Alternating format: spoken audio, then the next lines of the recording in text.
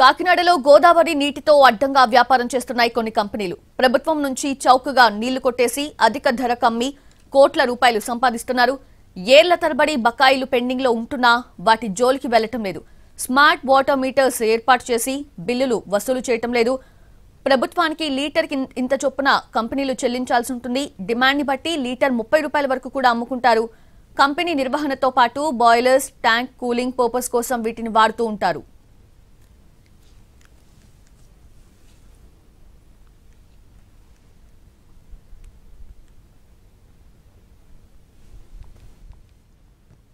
కొన్ని కంపెనీలు అడ్డంగా దోచేస్తున్నాయి. ధవళేశ్వరం నుంచి ఈ కెనాల్ ద్వారా గోదావరి వాటర్ అనేది సామర్లకోట వరకు వస్తుంది.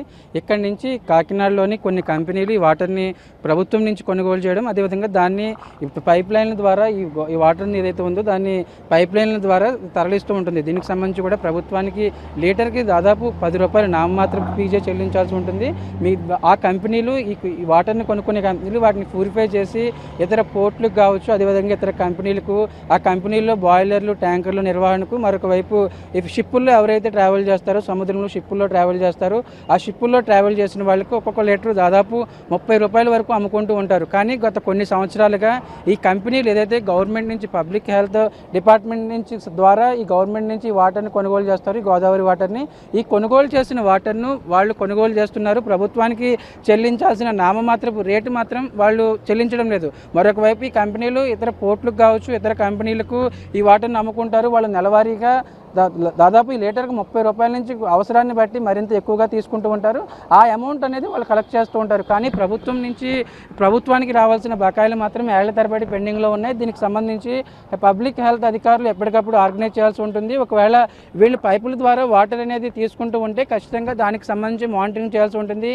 పెండింగ్ బకాయిలు ఇవ్వకపోతే దానికి అనుగుణంగా వాటర్ సప్లై అనేది నిలిపివేయాలి. మామూలుగా ఇళ్ల దగ్గర వాటర్ బిల్లుకి సంబంధించి ఏదైతే వాటర్ పన్ను మంచినీటికి సంబంధించిన పన్ను విధిస్తారో, ట్యాక్స్కి సంబంధించి కొద్ది రోజులు ఆలస్యం అయితేనే ఖచ్చితంగా కొళాయిలు పీకేస్తారు. దానికి సంబంధించి వాటర్ రాకుండా చేస్తారు.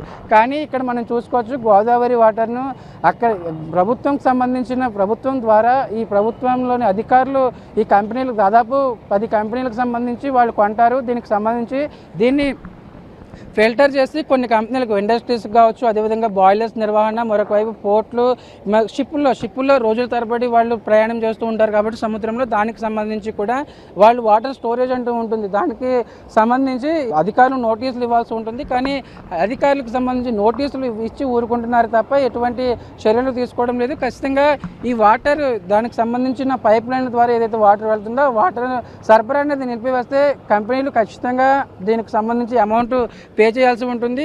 అమౌంట్ పే చేస్తారు, ఎందుకంటే వాళ్ళ బిజినెస్ సాగిపోతుంది కాబట్టి.